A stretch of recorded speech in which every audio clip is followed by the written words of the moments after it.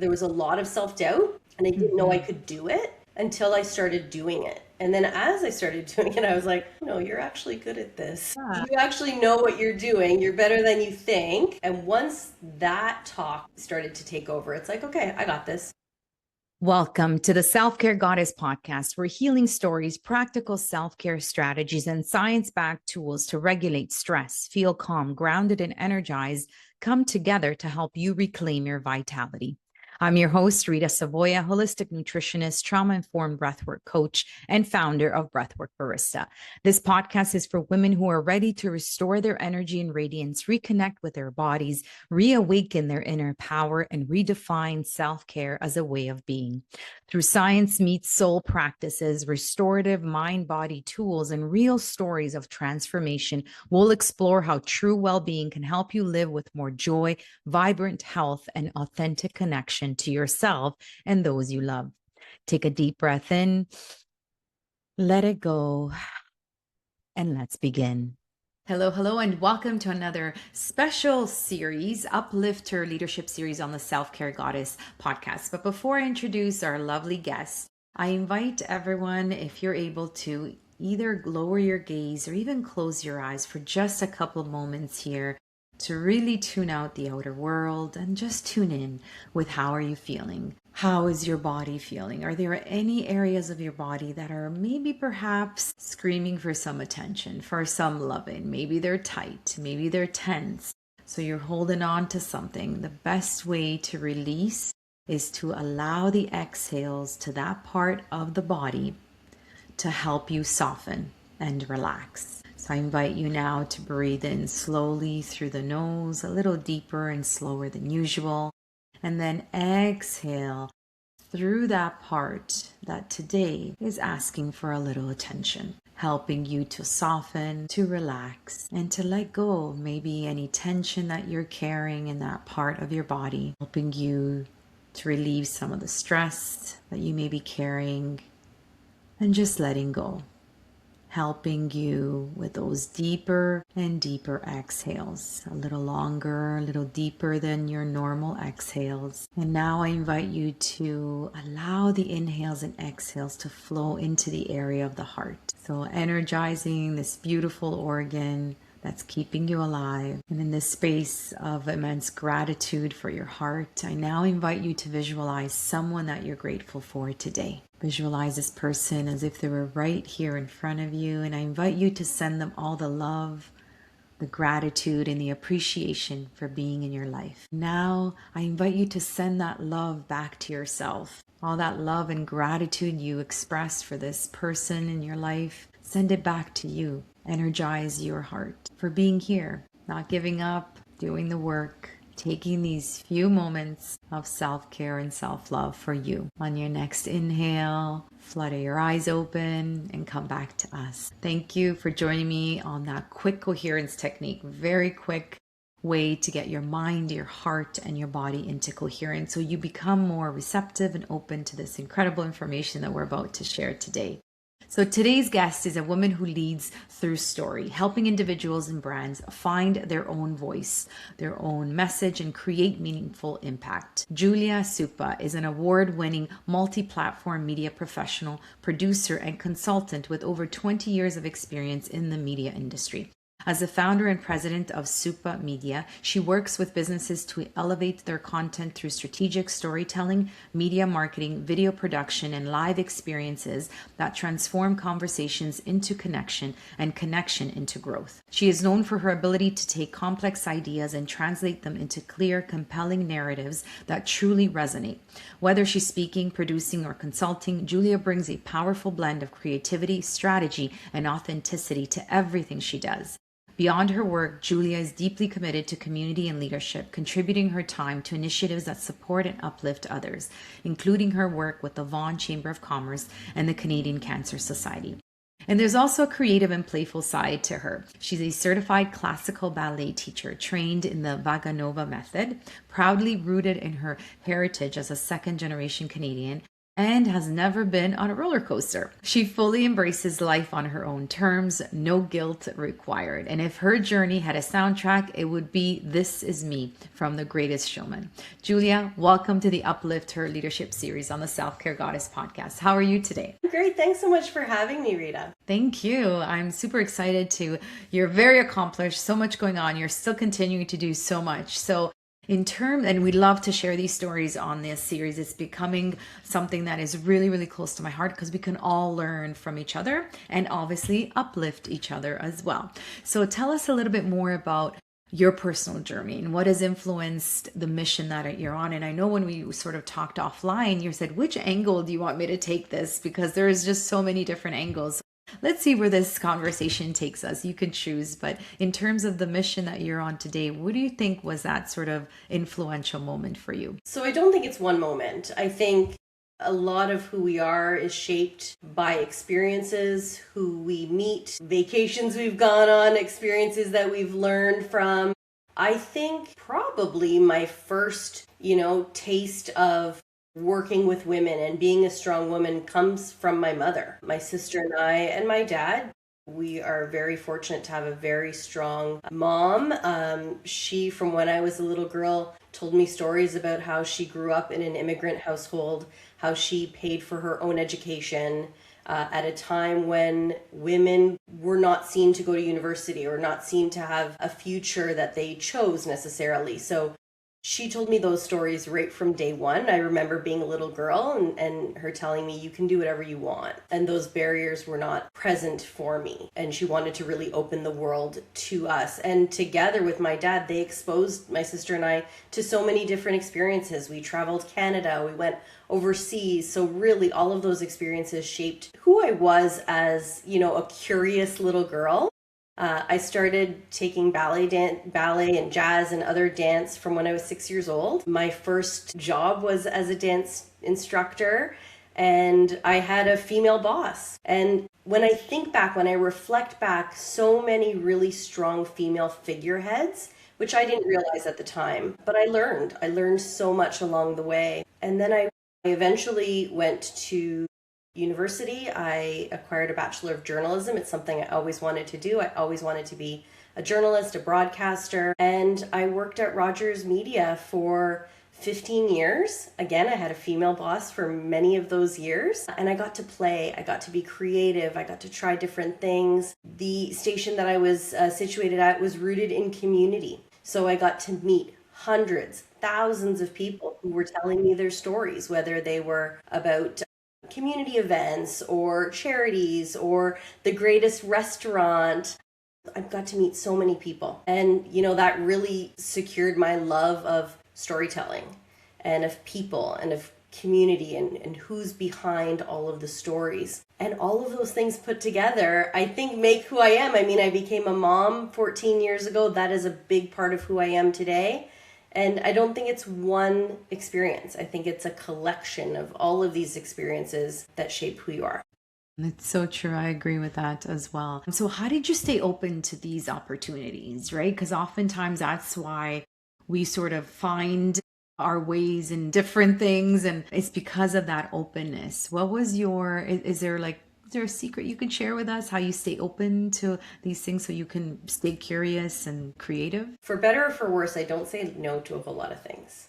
And, if it's something that I'm curious about, I'm generally very curious about everything. I'm always Googling. Before we even had Google, because, I am part of that generation, it would be, asking questions, going and meeting people. I've never really been that person to stay on the side and say, I wonder if I'm wondering something, I go and I find the reason. If an opportunity comes to me, I try and understand, why am I receiving this opportunity? Is this something that feels right to me? Is it something that I can learn from? And I don't mean you don't have to make money on every opportunity, because I don't think that should be a motivation to doing everything.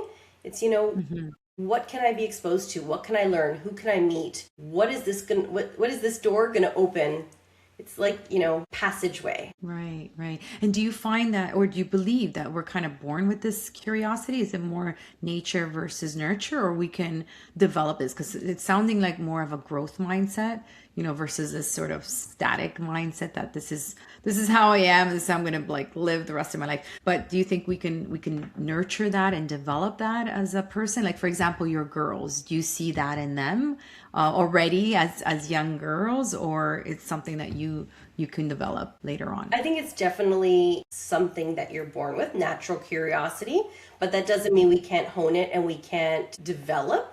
I'll say to my daughters as we're driving, what's happening over there? Do you see what's happening out that window? And they'll be like, Mom, like, but what do you think could be happening there?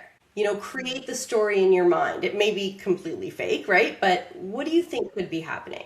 And there's nothing wrong with that, right? There's nothing wrong with creating an imaginative story or fostering that curiosity. And right from when they were little, go for walks, look at things, meet people. They've always been exposed to, events that I attend, community functions. We've taken them on many vacations. They're very fortunate that way. Exploring life through cuisine and culture, trying different things. What does that taste like? I don't know. Why don't you try it and let me know? What does it taste like to you? And it's a very cool experience to watch them discover something new, because they might have something in their mind and then it'll be totally different. It is quite beautiful. Are they more like you or your husband, your girls? Oh, they are a blend.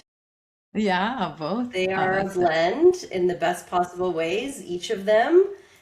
And they always want to try different things, which is complementary to both of us. Yeah, amazing, amazing. So tell us, is there a pivotal moment in your career where it was challenging? You can look back now and say, wow, that was definitely something that I overcame.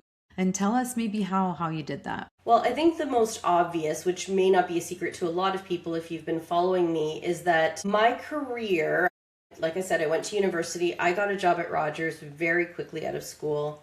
And it was a great job, and I loved that job. It was a great career. I got to do so many things, meet amazing people. In terms of the culture, it was wonderful. I had great friends. But as we've noticed over the last 10, 15, 20 years, the media landscape has really changed, and it continues to change because of society is changing. And I could see that. I could see that happening. And I knew change was coming, but I didn't move out of the way. So I kind of let it hit me. And our entire station was shut down in October of 2017. And like I said, we knew. We had suspicions. We knew this was coming. But it was a big blow. I was 37 years old. That was the job that I had done straight out of school. I worked at other media companies. I worked for CBC. I worked for a magazine. But that's really where I cut my teeth. And I had 2 kids. I got married. They were really part of my family. And when that was all taken, it's a loss, and I didn't know it was a loss, but it was a loss, and I had to grieve that loss because I was also an on-camera personality. So people knew me that way. So I had to try and figure out who I was without that. And I didn't know who that was for a long time. And sometimes I still don't know who that is, right? Because sometimes I fall back into those patterns, and that feels really good. I knew it was coming. I gave myself time. I gave myself grace. I spent a lot of time on the couch. I grieved. Yeah. As one does, however they choose to. And slowly I picked myself back up. And that was 8 years ago. So within 6 months of losing my job, I took courses. I picked myself up. I said, you know what? Enough. You're still young, whatever young means to whoever, because when I think back 8 years ago, oh my goodness, I was very young, because I'm still young today, right? There's no age requirement to start something new.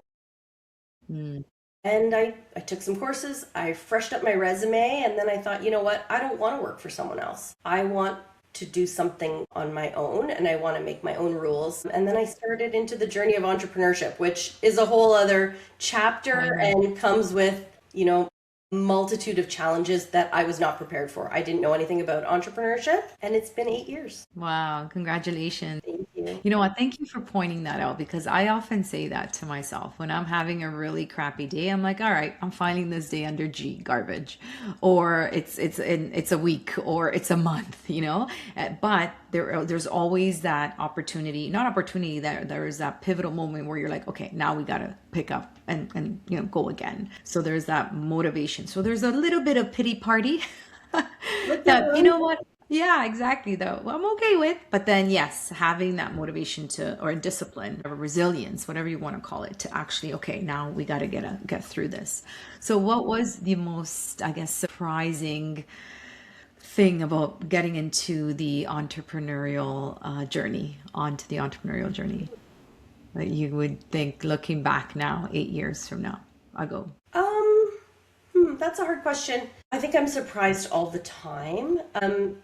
I think what surprised me, and without coming off as conceited or vain or, you know, any of those things, because believe me, I still have big time complexes about that sometimes, is how much I really did know. And you know, it's funny to say that's a surprising thing, but I don't know if it's a woman thing or a young person thing or what. But there was a lot of self-doubt, and I didn't know I could do it until I started doing it. And then as I started doing it, I was like, no, you're actually good at this. Yeah. You actually know what you're doing. You're better than you think. And once that talk started to take over, it's like, okay, I got this. I know what I'm doing.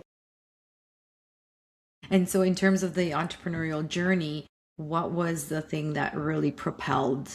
Was it your contacts, the network, your obviously the confidence in yourself? What would you say you kind of needed to help you propel that forward? For me, it's a lot of vulnerability. It's a lot of contacts. You know, I didn't disappear. Even though I had a very public life, you know, in my former position, I didn't disappear. So I continued to go to community events. I joined the Chamber of Commerce. I joined another association called Grow Your Biz. And I asked for help. I looked for mentors in entrepreneurship because I didn't really have any. So I looked to other people who were doing it and who could offer advice, and friends who maybe had businesses. And I said, you know what, it's a little bit lonely on this side.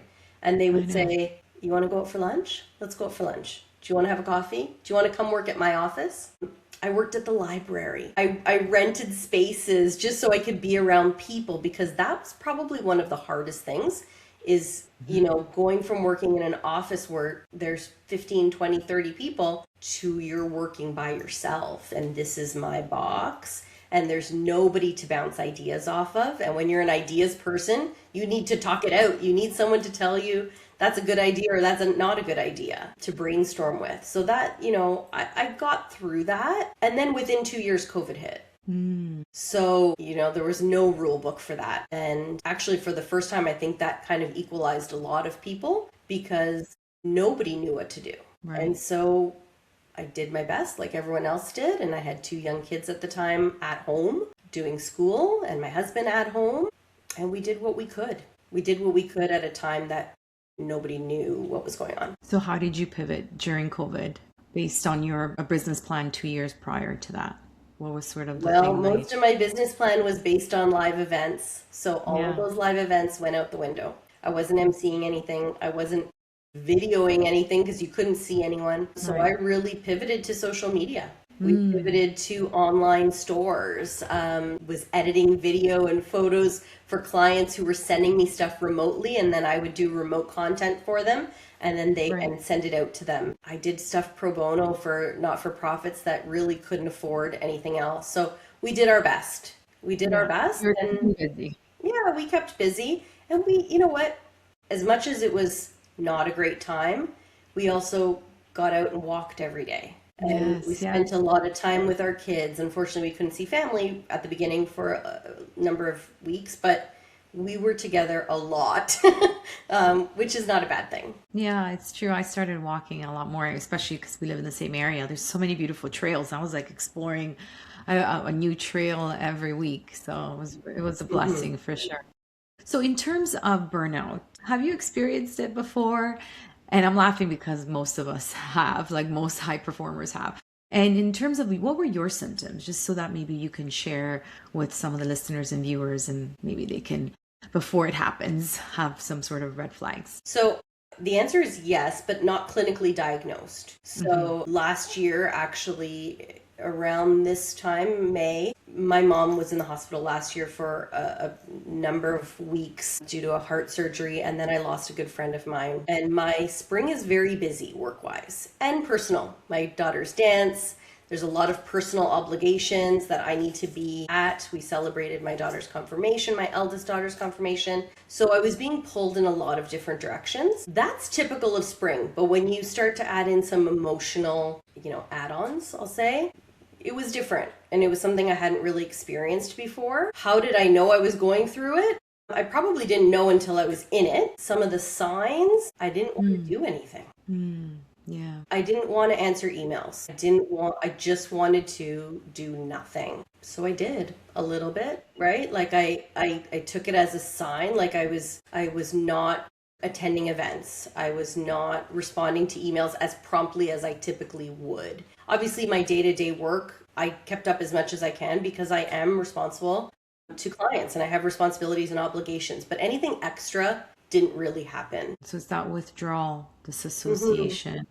That is often, a really, really popular sign, I guess, very common sign for people. So, so in terms of what would you recommend someone that's sort of, these symptoms and signs are creeping up on her? What would you recommend that she does? I think everyone's different. I think understanding what could be a trigger for you. So for me, when I'm entering a busy season, this organization for me is a bit of a trigger. Not a bit of a trigger. And feeling like I don't have everything, like all my ducks in a row. And it might seem totally, silly, but as small as what am I wearing to that event? No, that's pretty stressful, actually. Right? So I have a piece of paper somewhere here on my desk, actually, with all of my events coming up in the next 2 months. And I have a little note with what I'm wearing to every event. It's, it's something so little, but it means I don't have to think about it. And, that load of thinking about everything, it weighs on you. And the to-do list never ends. And I have to-do lists everywhere, literally everywhere. And there's personal to-do lists and there's house to-do lists and there's family to-do lists and there's like actual personal, like get my nails done and things like that. And then it's blending them all together. Okay, what are we doing today? What are we doing this week? What are we, it's just a combination. So I try and schedule as much as I can in advance. I plan when I take a shower. I plan like all of these things so that I know I've given myself enough time.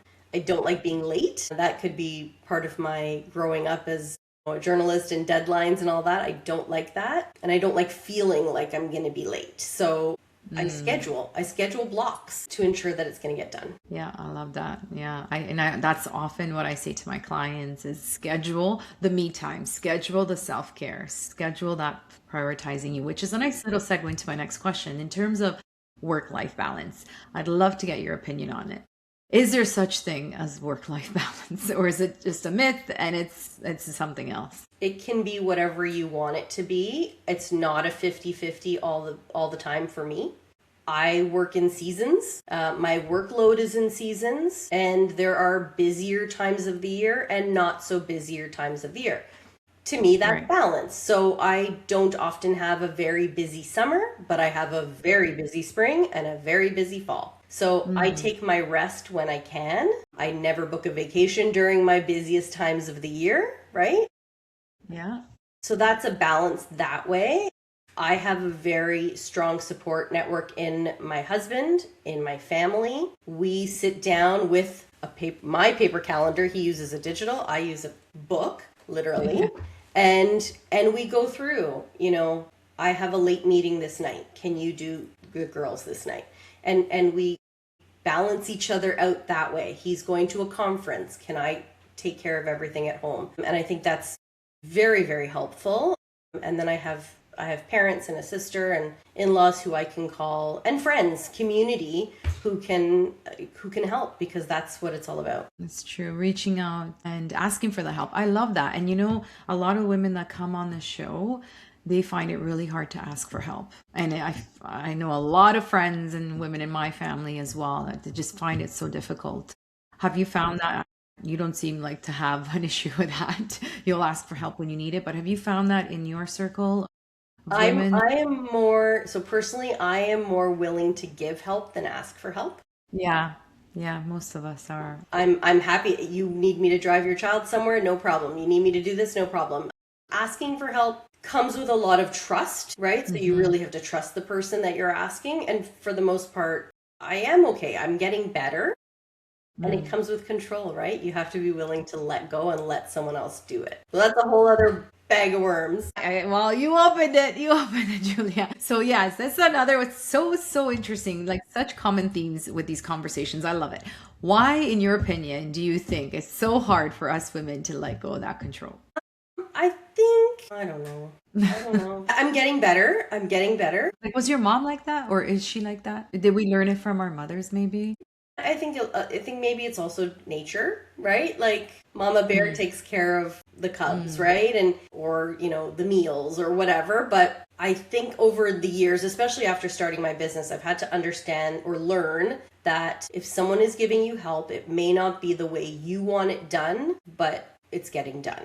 Yes, exactly. So that's really hard if you have perfectionist complex, which I tend to have that sometimes. I am an overthinker, so I kind of have to shut off my brain a little bit, and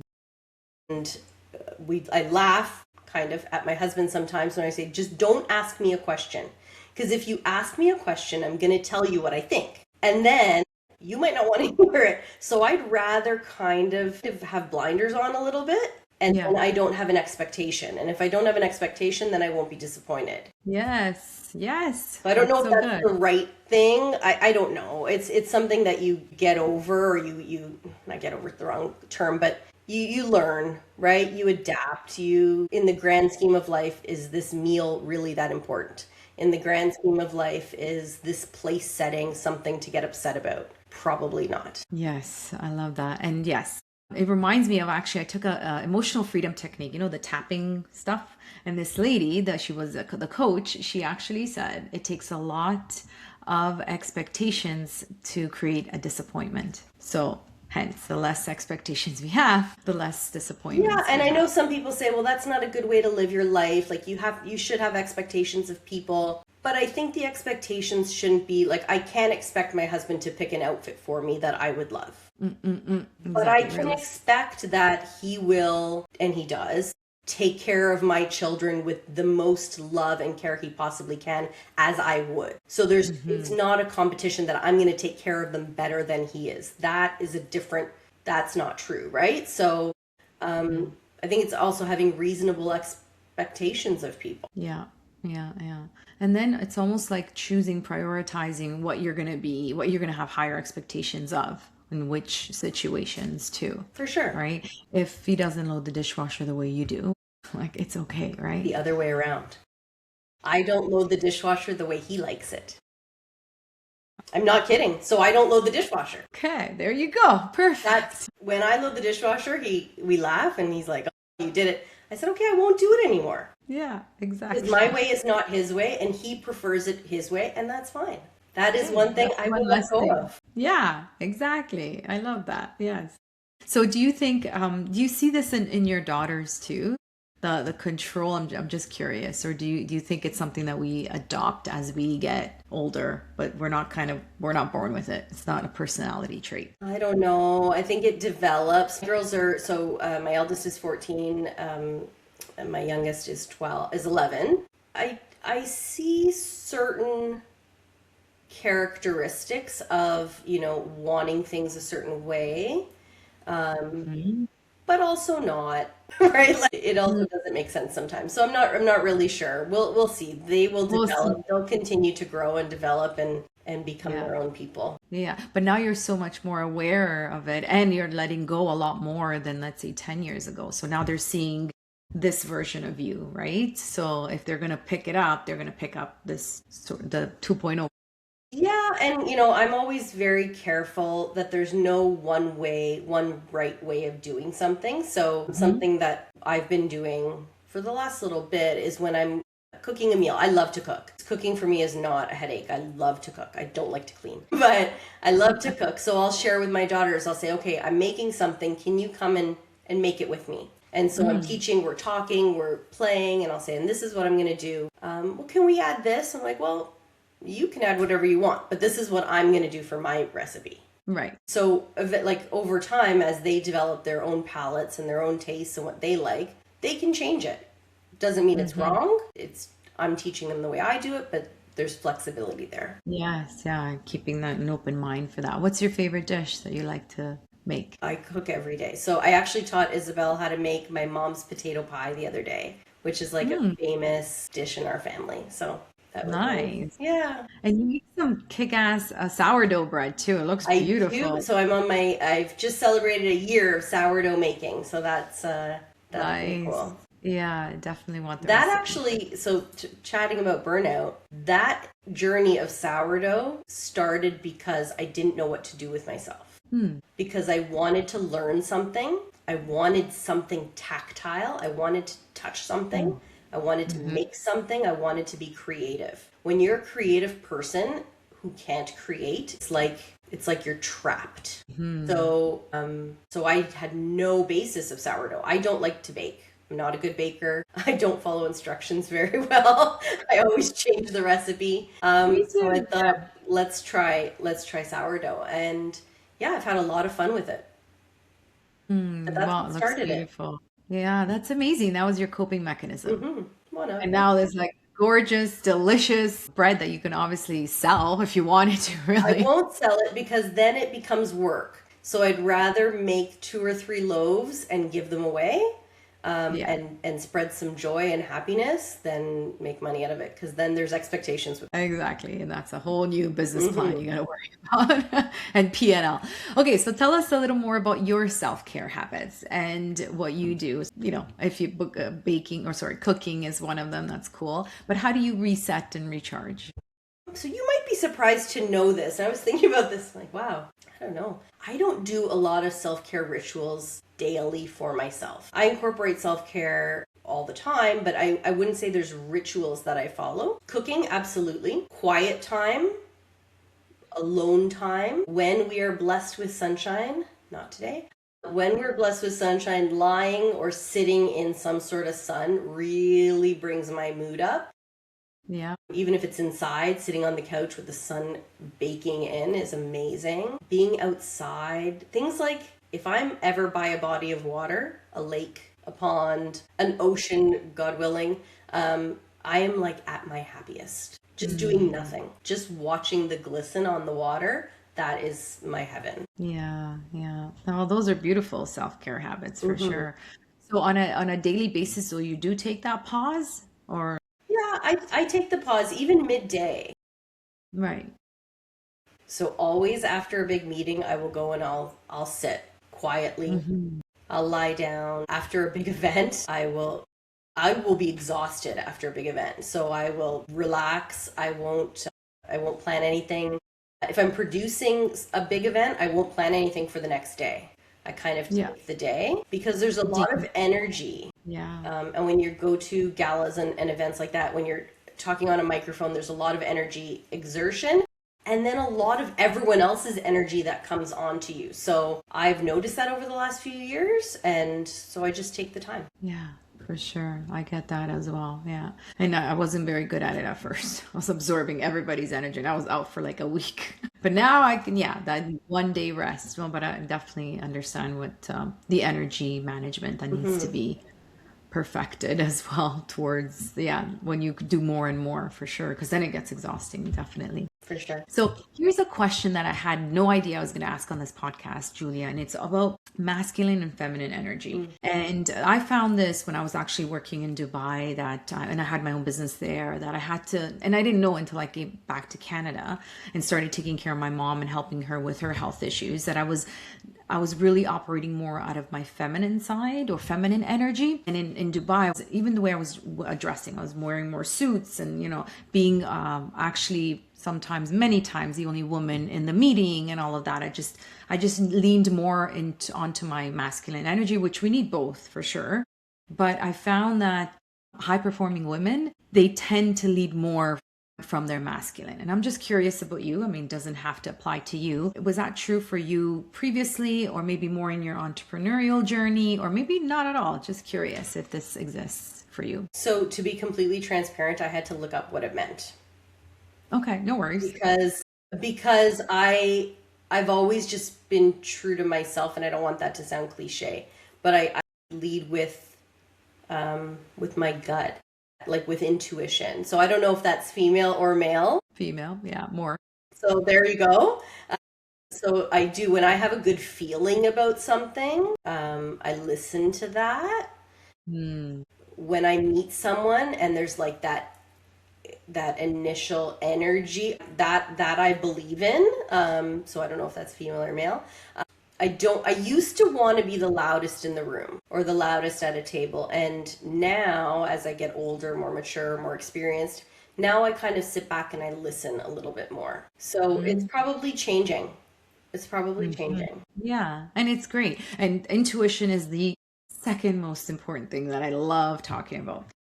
Let's unpack that a little bit. So do you think, or can you maybe recall if you've always had this intuition, or you kind of developed it along the way? I probably developed it along the way, although I'm thinking back, like even when I was a student, if I heard of an opportunity and it just felt like, oh, I got to do that. I don't know why. So maybe I always had it a little bit inside of me. Yeah.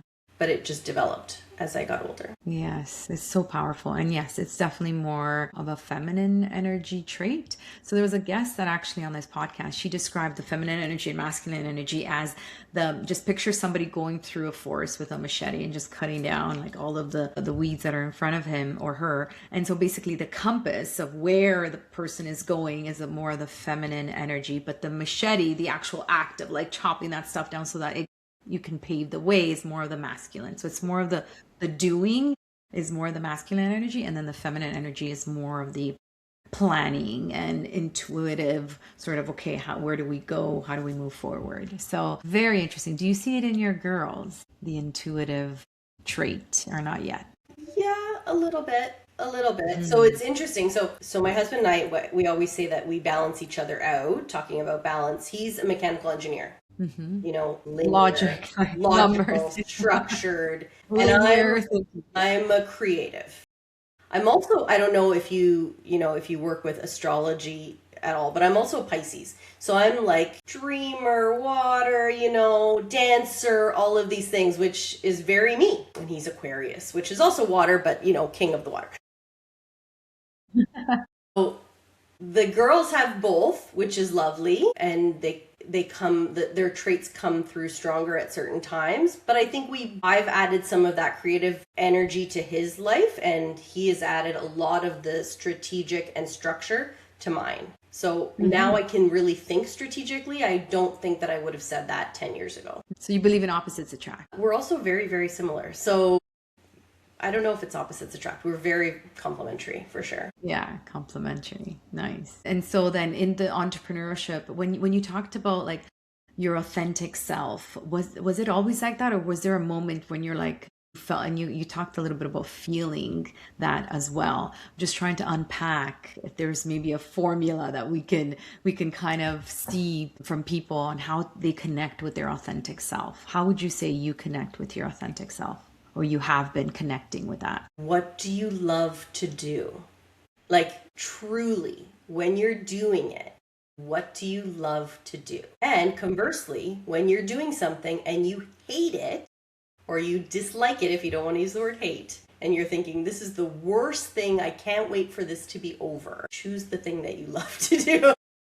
Yeah, it's that simple. It's that litmus test that you're doing, right? I love to be on stage. I love ideation. I love working with people and breaking things down. I love creating some stuff, whether it's something tangible, whether it's planning an event, starting from something and building it. I love that. And it comes through. It comes through in my energy. It comes through in the effort that I put into projects. Of course. Yeah, definitely. So it's find what you love to do and just do it. And It's just do simple. it and find different ways of doing it, right? Like you don't have to love one thing and do that for the Mhm. rest of your life. You can love many, many things. And that's what I Mhm. do. I do lots of things. I've never been really good at like picking that one niche. Yeah. Years ago when I started my blog, I went to a blog convention and they said, you have to niche down, pick a niche about your life. What is it going to be? And I said, I don't want to pick a niche because my life is not niched. Yeah. I do so many things. So Hmm. that's what I want to talk about. That's what I want to write about. That's what I want to inspire people about.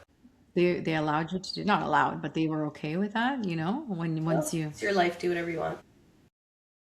It's so true though, but every marketing course that you take, they always say, who's your target market? Who's your niche, right? And I found I was like very, very much against that too, because I do, and even that whole concept of a master, what is it? A master of many? No, what is it? An expert in many things, but a master of A none or master of something. none. Yeah, and I'm like, actually, that's me. I could do a lot of different things. And to me, even my day is like, okay, podcasting, I had private client, yoga private client, coaching private client, breath work, workplace wellness. Like that's who I am though. I love that. I love that variety. Yesterday, I taught breath work for teenagers at a school in Whitby, and that was like super satisfying and gratifying. So yeah, I don't know. I'm with you. I'm with you on that. But so And why? yeah, and God forbid something like a pandemic hits and Hmm. you don't have a diversified, scope of work or whatever you want to call it. Well, Yeah. you might be in trouble. Yeah, exactly. Because you don't have those skills to adapt, right? Or you can build them.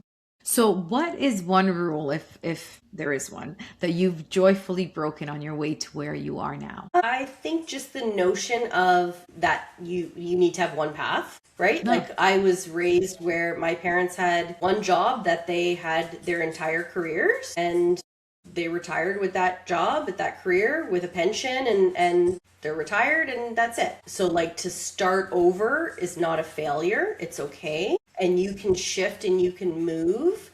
Commitment is important, of course. But if something doesn't work out, it's okay. It doesn't define you. So that's a rule. When we were, corporately, we would do performance reviews, 5-year plans. What's your 5-year plan? I know. What's your 10-year plan? 10-year plan. So, and a 5-year plan was something we work towards, right? This is what you're doing year one. This is what you're doing year two. And it's a very corporate way of thinking.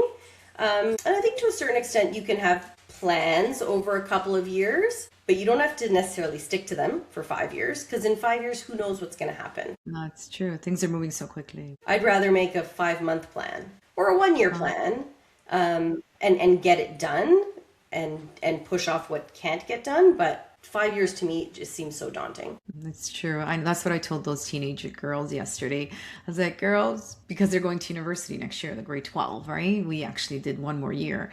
And it's just like, you know what? Don't stress too much about what you're going to be, what you're going to study. Because look at me. I did HR for 16 years and then I switched careers. So you just never know. There's just so much pressure on Sure. these kids these days, right?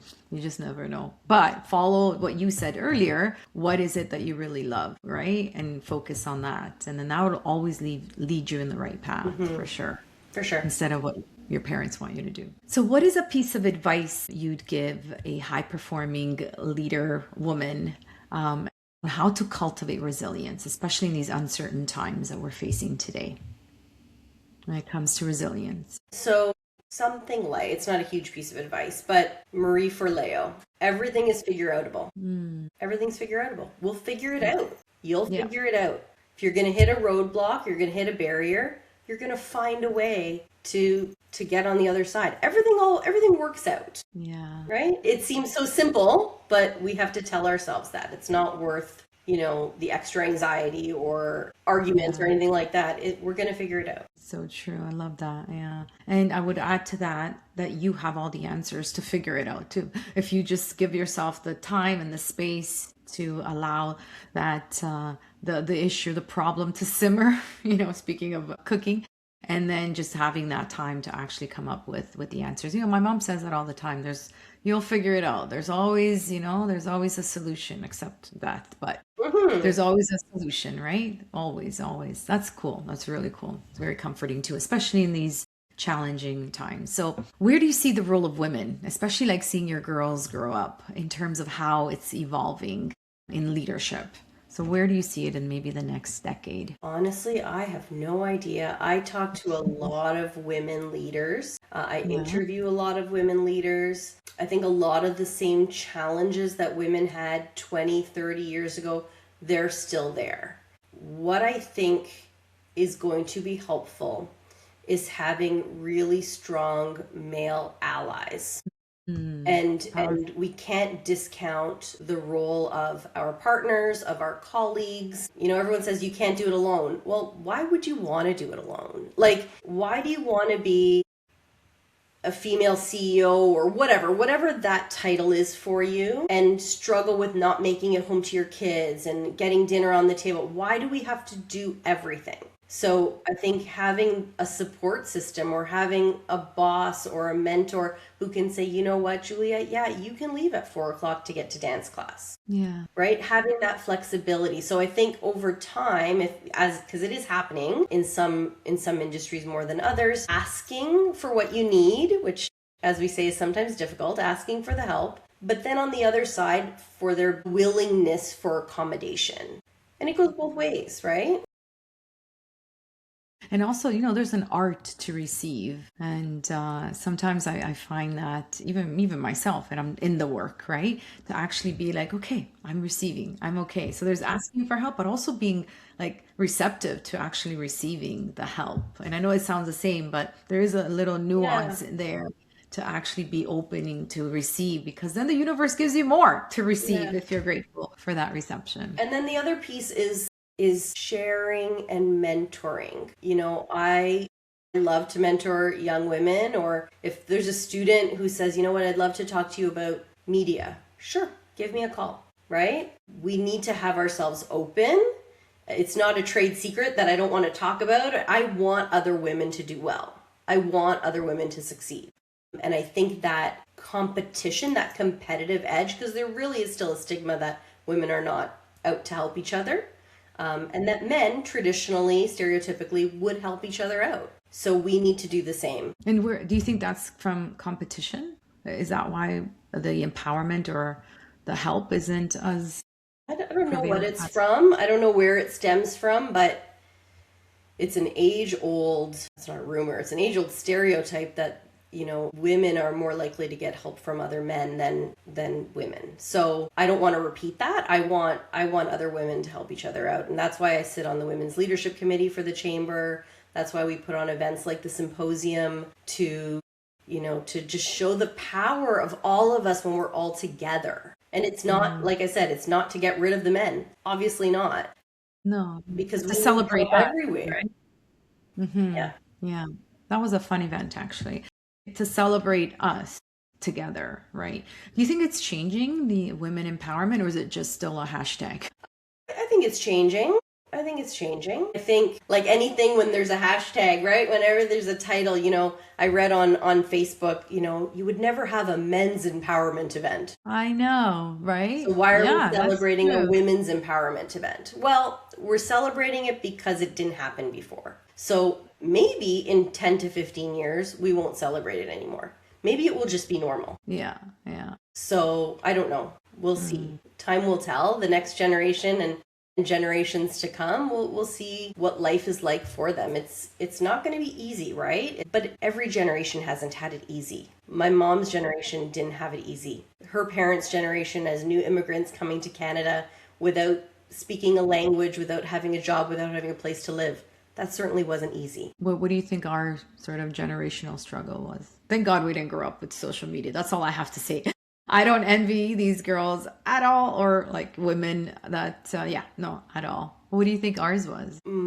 Our struggle? Well, I don't know. I don't know. As a generation, I don't know. I think it was pretty cool. I think it was pretty great. I think the next generation, like my daughters, yeah, they do have that added edge of, we have cameras everywhere. Comparison, yeah. And so not only do you have to be great at who you are every day, but always be aware that someone's always watching, which was always the case. But now you could be filmed. Now you could be AI generated. You you could be, Yeah. there's a lot of other things that they need to contend with, and life is a lot more expensive. Mm, But it was also expensive in the 80s and 90s and thousands, but it's even more so now, right? So, mm, mm, mm. Yeah, I agree. I agree. So if you could have lunch with any woman, past or present, who would it be and why? well, that was a hard one. So I had to come up with three because I couldn't narrow it down. So, and three for all different reasons. So Oprah Winfrey, that's cliche and pretty obvious. She's probably the best interviewer I've ever witnessed. I would love to just talk to her, listen to her. She'd be awesome. My maternal grandmother, so my mom's mom, she passed away when I was probably 10, I think. And so I never really got to know her as an adult, right? So that would be really interesting because that's that lineage of strong, powerful women, right? And I always say, if I do have a grandmother who's still alive. She's 94. God bless. And I always think, like, if she was young today, Mhm. she would take over the world because they're just built so much stronger. I don't know. I don't know what it is, but she could spend 8 hours in the garden and then say, I don't know why my back hurts. Meanwhile, we have knee pads and cushions and back rests, and we do 3 hours and we're like, I can't do it. I have to call it a day. Yeah. So, and then the third person would be my friend Laura, who passed away last year. Sorry about that. Interesting about your maternal grandmother. You know that we're in we're part of our mom's eggs, and our mom's eggs are in our in our grandmother. So there is that connection for sure with the maternal grandmother. So we pretty much endured what they endured. So there is that connection there. I had a few ladies say that, so it's quite interesting. So is there a book, a quote, or mantra that has profoundly impacted your life, Julia? Would you say? Really? Sorry. I love to read, and I also love to collect books that I never read. So I have a whole library, being completely honest, that I buy books, and it's like, one day I'm going to read this, right? So when I do sit down to read, I do love reading. I've had many quotes that I used to have lyrics written all over different books. You think I can remember any of them right now? I can't. That's okay. I'll think of it. I will think of something. Sure, no worries. Okay, so if you were to go back and give your younger self, and you can choose which era, a piece of advice, what would it be? I would probably go back to high school me. Okay. And I say this with a grain of salt because in one lens I will say this to her, and then in other lenses I won't necessarily. So I would probably say to her, you can take a beat. Chill. You got time. Chill. Relax. Have fun. Be silly. Play. Do all these things. But in saying that, I've always been that person. I've always been that person who wanted to do everything, who wanted to be in the play and student council and write the newspaper and launch an event. I did that in high school. So that's who I was. So if I go back and tell her not to do that, then it would completely change the person I am today. Yeah, that's true. That's true. But maybe do it with more levity or more lightness or more fun, right? Yeah, do all have the more things. Because fun. you're right. Have more fun, but we did have great fun. I had great friendships. I still am friends with a lot of my friends from high school. My best friend is my friend from high school, and we made lots of great memories. So make those memories, continue to make those memories. So, Julia, what does success mean to you at this stage of your life and career? Success means I can be home when my kids get home from school, if I need to be. Success means I have the finances to make dinner for my family. I have somewhere to live. I have the luxury of taking a day off. I have the luxury of relaxing or driving to a lake and watching the water. It's not the same financial success that maybe I thought of, or career success that I thought of 10, 15 years ago. But it's also, from a business perspective, it's a really nice letter that I received from one of my clients the other day that I keep with me. It's doing a podcast with you. It's getting invited to committee meetings, or chairing a committee meeting, or having my opinion mean something to someone, right? It means that, okay, I'm saying something that other people want to hear or maybe want to hear, right? I think that's all part of it. It's understanding that you have value, and we all have value. Yeah, definitely. And that came from the experience, from the challenges, from the setbacks, right? That resilience that you had, that all comes to fruition in people wanting your opinion, right? That's Yeah, amazing. thank you. So what's next on your bucket list, Julia? Immediately, and maybe let's say, I know we said we don't really plan for too far, so I won't say 10 years, I'll say 5 years. But you pick, it could be personal or it could be business. To me, they blend together because personal is always first. Because even after all the meetings, after all the money, after whatever, for me, my family is most important. So I've made it a priority the last few years to leave time for family, and that they're not an afterthought, right? That it's a priority.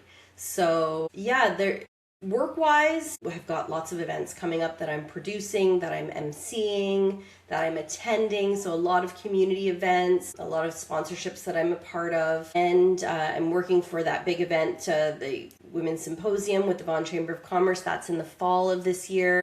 I'm taking a big trip with family this summer. Both my family, my parents, and my in-laws are celebrating their 50th wedding anniversary separately, obviously. So we're taking 2 family trips, which is a really, really nice thing, and something that we're very lucky to do. For sure. Where are you guys going? We're going to Italy. Nice. Both times? No, Italy Okay. for one and a different trip with the other. Nice. Yeah, I love that. And celebrating 50 years, that's quite an accomplishment, right? So it's beautiful. I know nothing beats family time for sure. It is quite gorgeous. And making time to celebrate, because we need to celebrate. Yes, celebrating the wins. We work so hard that often, it just gets overlooked very easily for sure.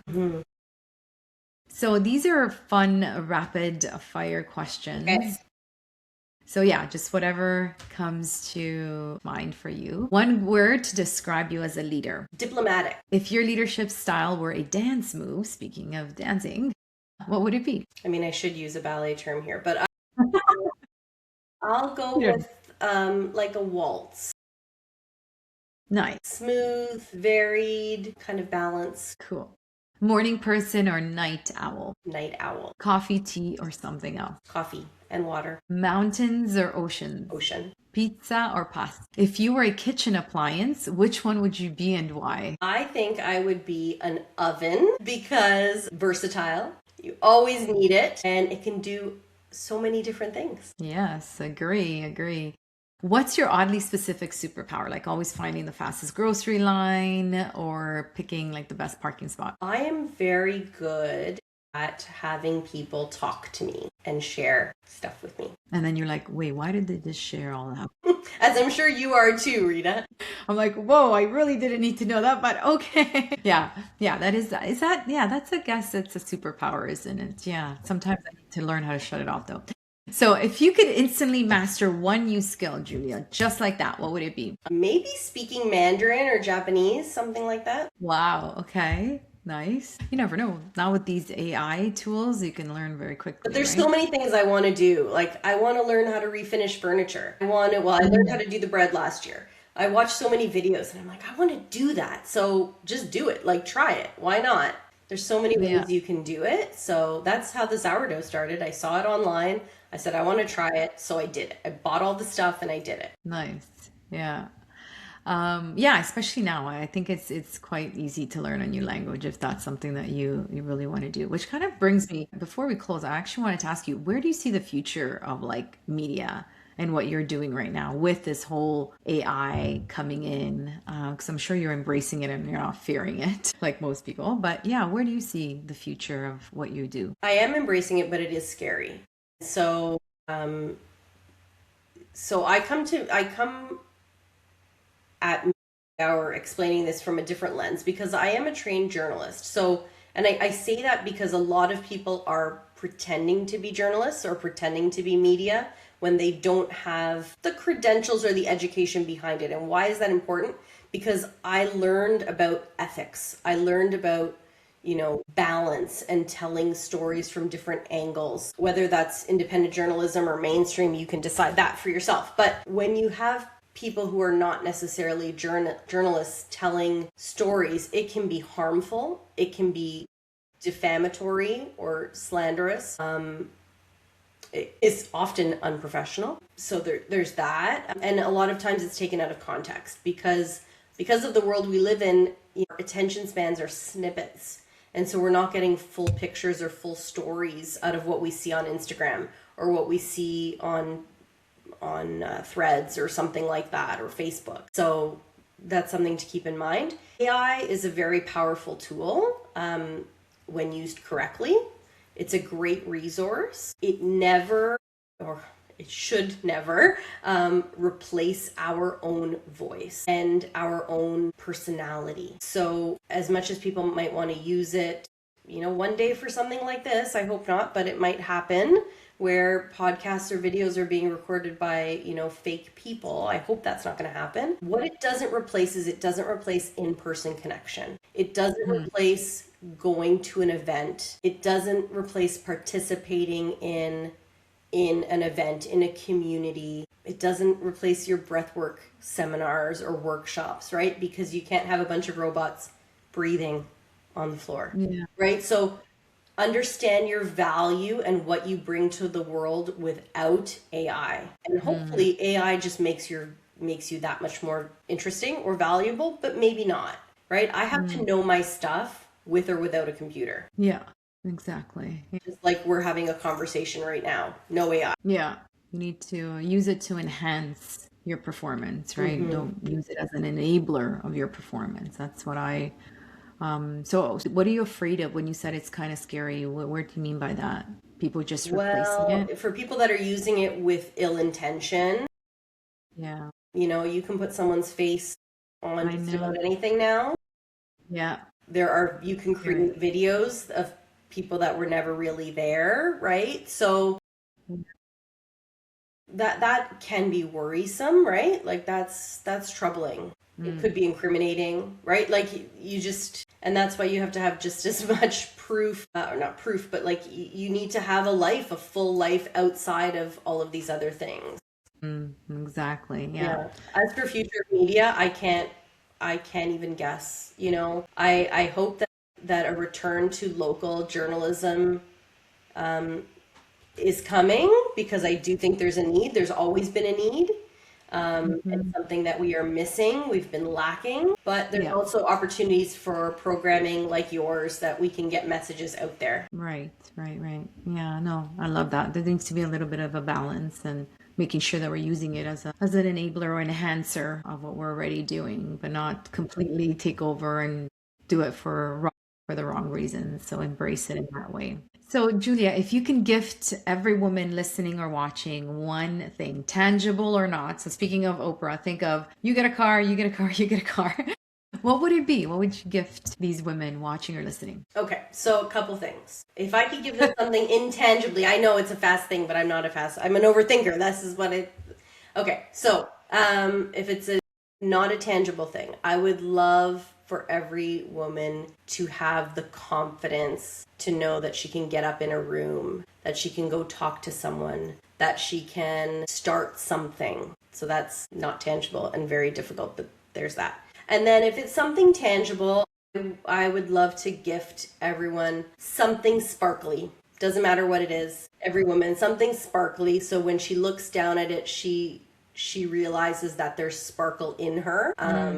And that she has value and that she is deserving, because we're all deserving. Yes, I love that. Yes, it's so worthy of that, of that sparkle, whatever that is in our lives. And I find that we love it as kids, and then, we kind of let that go. So reconnect with that for sure. Thank you, Julia, so much. This has been so enlightening, so inspiring. Thank you. So many golden nuggets that you've shared. Thank you for sharing your personal story, your entrepreneurial story, your challenges, and giving us some incredible insights on your life and how the challenges that you overcame to be where you are today. And thank you. I so appreciate you giving us this time for us. Thank you. I appreciate it. Thanks, Rita. It's been wonderful. Thank you. Have a beautiful rest of the day. Thank you, you too. Thank you for tuning in to the Self-Care Goddess podcast. If today's episode inspired you, share it with another woman who's ready to reclaim her vitality and lead from within. To continue your journey, be sure to subscribe, leave a review, and connect with me on ritasavoya.com. Until next time, remember, self-care isn't selfish, it's your superpower. Take a deep breath in, exhale, and keep rising. Ciao for now.